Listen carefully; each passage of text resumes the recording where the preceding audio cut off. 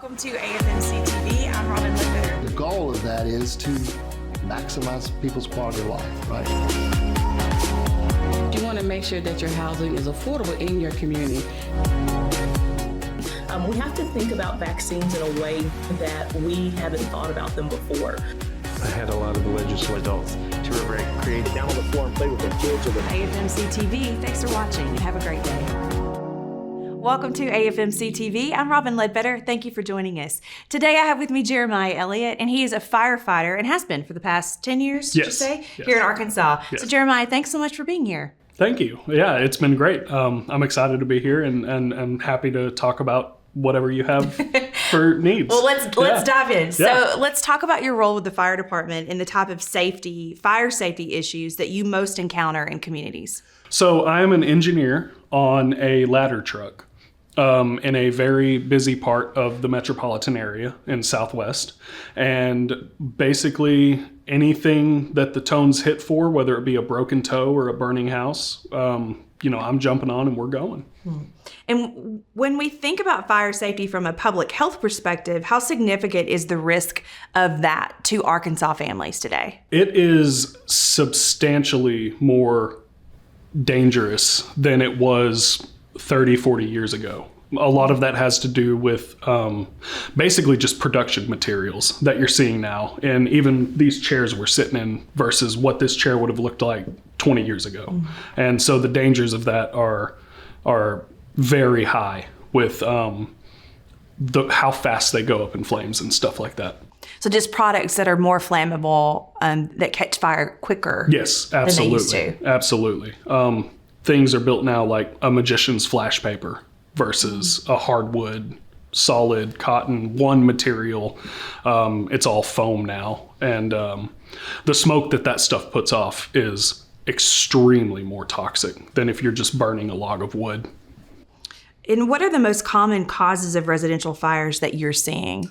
Some of the biggest ones that we see, we have two different varieties of fires that we have mainly been fighting. One is vacant structures with squatters who just leave they're just trying to keep warm, but they don't put things out properly. And it's an old house. No one knows, hey, no one's there. I'm going in there. I'm going to take shelter for the night. And the other one is during times like this is overloaded outlets, just power strips, extension cords. A lot of the houses that are in my district are older and there's not a lot of plugins around. So they run power strips and extension cords because this is the only outlet for the whole room. And once that gets overloaded on a 110, 220 type house like that, it doesn't take much but one little lightning strike or power surge to spark that off like that. So. And there's some seasonal risks as things are cooling off, but space heaters, heating equipment in the winter, even cooking fires year round. Yes. Those are things that tend to drive the majority of incidents. Oh, absolutely. Yeah. The overloaded outlets like that, a lot of it has to do with those space heaters. A lot of it has to do with using ovens to heat these homes. A lot of these older homes, they're not kept up to date. They're and even newer homes with paper thin walls and new construction. So it doesn't take much to say, hey, throw the oven on for a minute, crack the door, let's let that heat go, save a little bit of money on the heating bill. And people don't realize how dangerous that actually is. And many people associate fire risk with large disasters, but what everyday household behaviors put families at risk without them realizing it? Oh, cooking is probably the biggest one. I'm guilty of that myself. I guess the best word for it would be complacency of, hey, I'm going to throw this on the stove, go do something. I'll go fold laundry while I'm waiting on the water to boil, stuff like that. We have gas at our house, so it is a live flame. And I know things aren't going to go wrong, and if they do, I know how to handle it, but a lot of people don't. And that turns into just not knowing what you need to be focused on in the moment because you're so comfortable in your own home, which is, it's human nature. And the moment that stuff starts going wrong,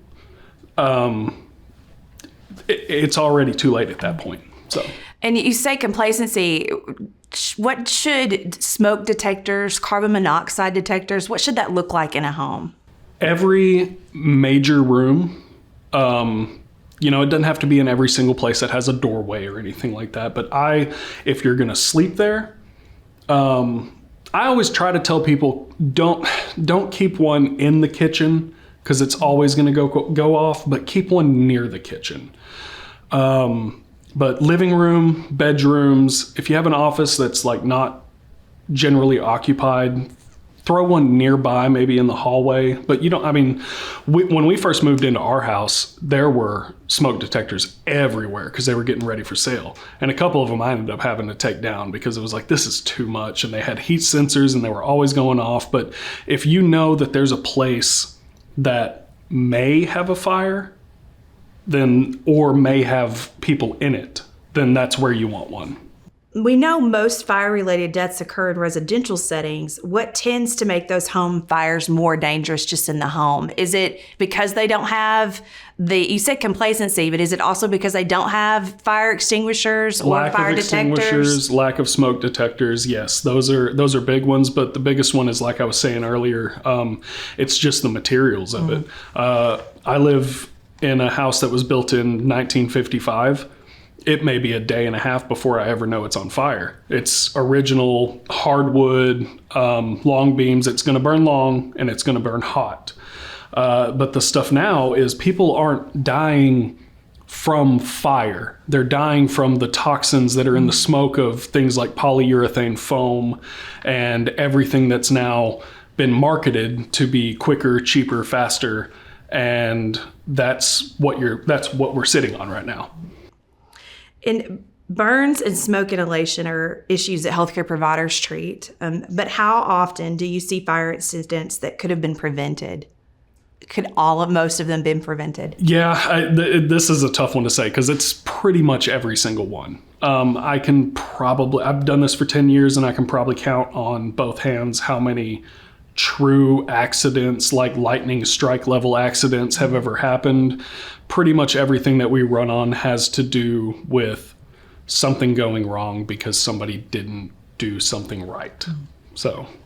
And as we close, what should primary care providers know about fire risks that may disproportionately affect certain patients? It's like older adults, children, or those with mobility challenges. I think the biggest mobility challenges is a big one, and I'll get to that. But the biggest thing for healthcare providers is going to be what is in smoke now. It is not like sitting around a campfire anymore. It is not like burning leaves. We have hydrogen cyanide, we have carbon monoxide, and all these things of all these foams and materials and cheap stuff that are now burning to where people may seem okay because, I got a mouthful of smoke, and then they cough. But those are pure carcinogens and toxins that 3 days later they may drop from a heart attack just because of the level of poisons that are now in things that when they off gas when they're burning, then it's a lot bigger than they think. Instead of looking for, are you burned? Yes, you breathed in smoke. Do you have oxygen? Tox screens need to be ran to see how much of what you breathed in made it to your blood and is now circulating through you. As far as mobility goes, it's more of a public safety thing and apartments around here, hotels around here, everything does it. If you're the oldest, least mobile, whatever people, there is something in the air that they say, let's put them on the 4th floor. Get grandma down from upstairs, rearrange your house if you have to, because all that time is brain. Time is brain, time is life, time is everything to us. And if you have someone that has a lack of mobility, most of the time they're going to see someone that they have put them away from the normal living areas. So they may be more injured from a smaller situation just because of where they're located in their home. So if they say, it was just a stove fire, no big deal. Well, it is, because smoke rises, fire rises, heat rises, and they're probably either upstairs or in a split level house or in the back room because it's not convenient to the living situation. So work around those mobility challenges. to place people where they need to be in the home for safety. And for healthcare providers to keep that in mind, that no matter how small the incident seems, those less mobile people were probably in that incident longer than those who can just run out the front door. Jeremiah, such great information. Thank you. Thanks for sharing Yeah, your of insight course. to that Yeah. and how to keep Arkansans safe. Absolutely, anytime. Yeah. And that's it for this episode of AFMC TV. Thanks for watching and have a great day.